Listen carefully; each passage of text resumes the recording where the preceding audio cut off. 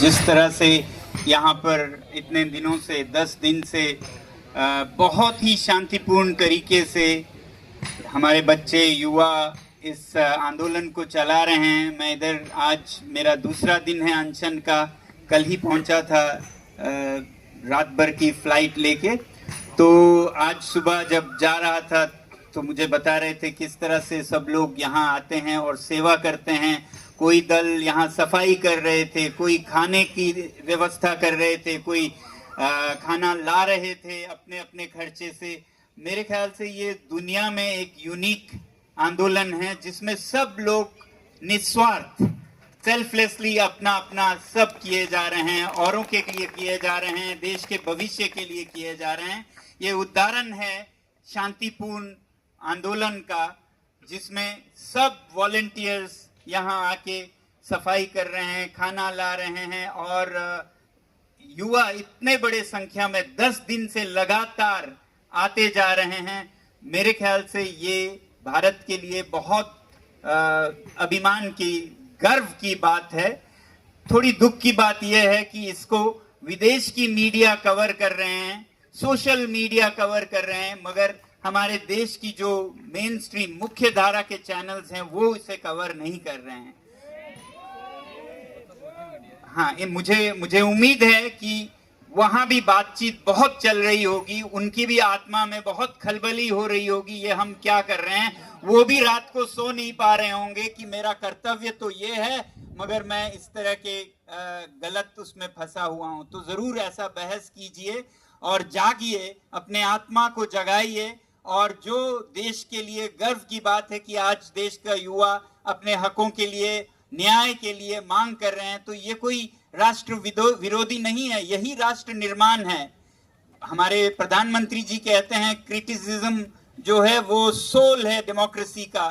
तो क्रिटिसिज्म कर रहे हैं, जहां पर गलती हो रही है उसे अपनाने की मांग कर रहे हैं और मीडिया सच को लोगों तक ना पहुंचाएं तो वो आप अपने कर्तव्य में विफल हो रहे हैं। ये अपने आत्मा से पूछिए और हम चाहेंगे कि सारी मीडिया यहाँ आए आगे आने वाले दिनों में।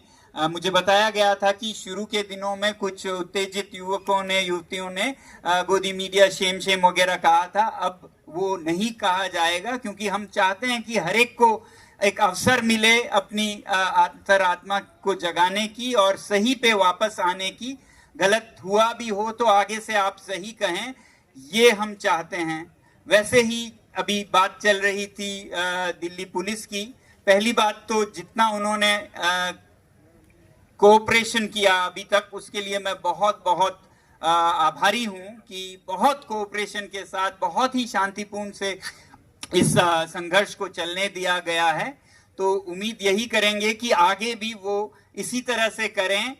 हाँ, अगर कुछ कमियां रह जाती हैं तो मेरे ख्याल से वो दिल्ली पुलिस के कारण नहीं, उनके ऊपर जो निर्णय करने वाले नीति निर्माता हैं जिनको थोड़ा डर है उधर से आ रहा होगा। मगर आप भी अपने आप में अपना कर्तव्य कर रहे हैं, कर्तव्य पे, सत्य पे चलिए।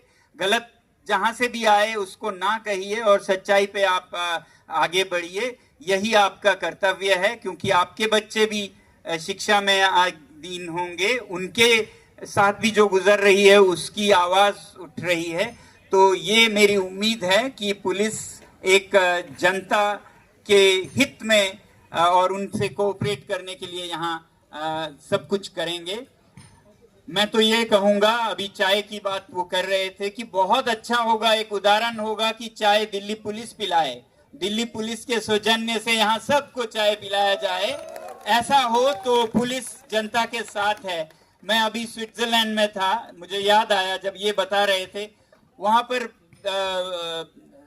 स्पोर्टिंग हो रहा था नदी के किनारे बर्न में और पुलिस बहुत खड़े थे वहां पर, डरावने लग रहे थे दूर से, मगर पास पहुंचे तो वो सब लोगों को सनस्क्रीन दे रहे थे, सनस्क्रीन महंगी वाले सब लोगों को। मैंने अपने साथी से पूछा ये क्या है पुलिस, ये क्या दे रही है? तो ये सनस्क्रीन पुलिस अपने सद्भावना के रूप में लोगों को देती है और उस सनस्क्रीन पे लिखा भी हुआ था with best wishes from Swiss police. तो अगर पुलिस का ये रोल है कि जनता के साथ मिलकर उनकी सेवा करना, तो शायद ऐसे चाय जो यहाँ पर डोनेट कर रहे हैं, उनको बाधा डालने के बजाय पुलिस चाय पिलाए तो वो फिर हमें भारत महान बनाएगी, विश्व गुरु बनाएंगे। क्रीम तक देना तो स्विस पुलिस कर रही है, आप उससे आगे बढ़कर रोज चाय पिलाइए। इस तरह का हमारा नाता हो तो युवा देश निर्माण में रत होगी ना, नहीं तो उनको और आप उकसाएंगे तो उससे तो कुछ अच्छा होने वाला नहीं है। जो यहाँ पर आप नहीं कर रहे हैं तो और लोग कर रहे हैं, तो उनका तो धन्यवाद करिए। कोई ऐसा यहाँ गलत देश विरोधी तो कुछ हो नहीं रहा है। शिक्षा में जवाबदेही की ही तो मांग हो रही है, तो ये कितना गलत है। किसी भी सरकार के लिए ये बहुत जरूरी है कि जवाबदेही मांगी जाए। आपके लिए कड़े कदम उठाना आसान होगा अगर लोग इतना शोर मचाएं तो, नहीं तो आप अपने मंत्रियों का शक्ल चेहरा देखकर उनसे नरम रुख अपनाने पर मजबूर होंगे, क्योंकि जनता कुछ नहीं कह रही है।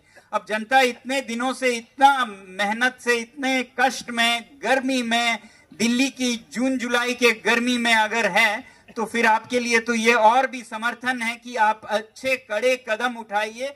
हमारी उम्मीद है कि मंशा आपकी भी अच्छी है, शिक्षा को सुधारना चाहते हैं, तो जो काम नहीं कर पा रहे हैं उनको हटाने में आपकी मदद होगी। अगर हम यहाँ पर बैठे हैं, शोर कर रहे हैं, तो उसे एक सकारात्मक रूप में देखिए और अच्छे कड़े कदम उठाइए। जिनको जिम्मेदारी लेनी है उन्हें उनसे लेनी दीजिए, नहीं तो फिर बात सरकार पर आएगी कि ये सरकार ही निकम्मी है, ये प्रधानमंत्री निकम्मे है। ऐसी बात जरूर आएगी अगर इस शांतिपूर्ण आवाज को नहीं सुना गया।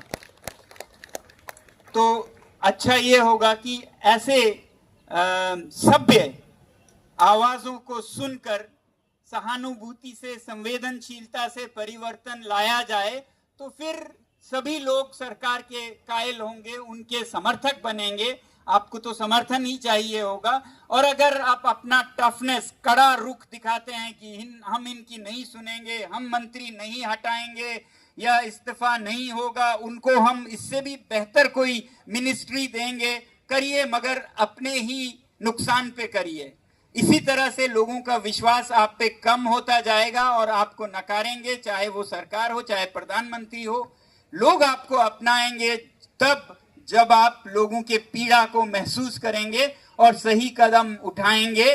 और जो भी जरूरत है, चाहे वो इस्तीफा हो या फेरबदल हो, मगर तरक्की नहीं, प्रमोशन नहीं, आप लोगों के पीड़ा को समझ के ऐसे कदम उठाएं जिससे लोगों में भरोसा जागे कि अब कुछ अच्छा होने वाला है। जो अच्छे दिन की हम इंतजार कर रहे हैं, अब कुछ होने लगा है, ऐसा हमें यकीन दिलाइए।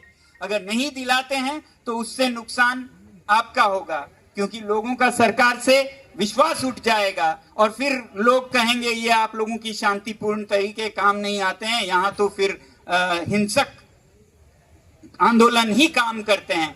ऐसा उदाहरण हम सिद्ध नहीं करना चाहते हैं देश में। हम तो हर शांतिपूर्ण तरीके को आजमाना चाहते हैं, इससे पहले कि कोई कहे कि शांति की कोई जगह नहीं है, यहाँ कभी काम नहीं किया है, देखो आप लोग भी फेल हो गए हो।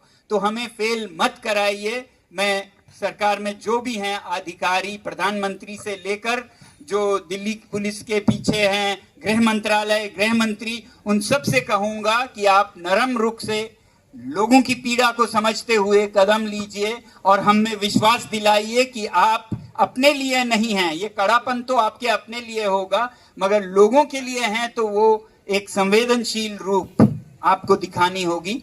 यही उम्मीद हम करेंगे आने वाले दिनों में। आप लोगों की आवाज जो कि इतनी भारी संख्या में है, शुरू में कहा जा रहा था कि ये सिर्फ सोशल मीडिया अप्रोर है, उसके बाद आप देख रहे हैं दिनों दिन इतने संख्या 5-10 हजार में हर दिन 10 दिन से और शायद और महीना, जब तक संसद में इस पर बहस नहीं होती है तब तक चलता जाएगा। जिस तरह से आप देख रहे हैं, अब ये जमीन पर भी इतना है, अब तो मान जाइए कि ये लोगों की पीड़ा है। हम नहीं कहते हैं कि हम बहुत काबिल हैं इसलिए लोग आए हैं, नहीं, ये इसलिए आए हैं कि सब में दुख है, दर्द है, पीड़ा है। तो उस पीड़ा को समझिए। एक संवेदनशील सरकार लोकतंत्र में लोगों की पीड़ा समझे, नर्म दिली से, संवेदनशील से समझे, वो बहुत बड़ी महानता है।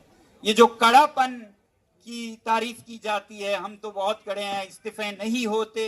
ये तो एक तानाशाही सरकार, एक टोटलिटेरियन रिजीम के कैरेक्टर्स हैं, कैरेक्टरिस्टिक्स हैं। ये एक लोकतंत्र के कैरेक्टरिस्टिक्स नहीं हैं। तो हम उम्मीद करेंगे कि आने वाले दिनों में हमें एक लोकतांत्रिक सरकार के रूप देखने को मिलेंगे, ना कि एक ऑटोक्रेटिक टोटलिटेरियन तानाशाही सरकार के। तो इसी उम्मीद के साथ मैं आप लोगों का धन्यवाद करता हूं कि आप लोगों तक, सरकार तक सच को ले जाने के लिए यहाँ आए हैं, यहाँ जो भी मीडिया आए हैं। उम्मीद करेंगे कि आने वाले दिनों में राष्ट्र के सारे संचार माध्यम, मीडिया जो भी हैं, वो इन बच्चों की आवाज सुनेगी। अब तो लेजिटिमेसी आप देख सकते हैं, कितने दिनों से लोग इसके साथ जुड़े हैं। शुरू में इसे एक फ्लूक, एक अचानकन कुछ समझा जा रहा था, जब अभिजीत ने एक सोशल मीडिया पर मूवमेंट शुरू की। अब आप देश के राजधानी में ये देख रहे हैं, अब आप अलग अलग राज्यों के राजधानियों में देख चुके हैं। अब क्यों आप इंतजार कर रहे हैं कि शांतिपूर्ण तरीके छोड़ के लोग फिर कुछ और करें? जो शांतिपूर्ण कर रहे हैं उन्हें सफल कीजिए, उन्हें पुरस्कृत कीजिए, हिंसक तरीकों को पुरस्कृत मत कीजिए। यही मेरी अपील होगी सरकार से। धन्यवाद।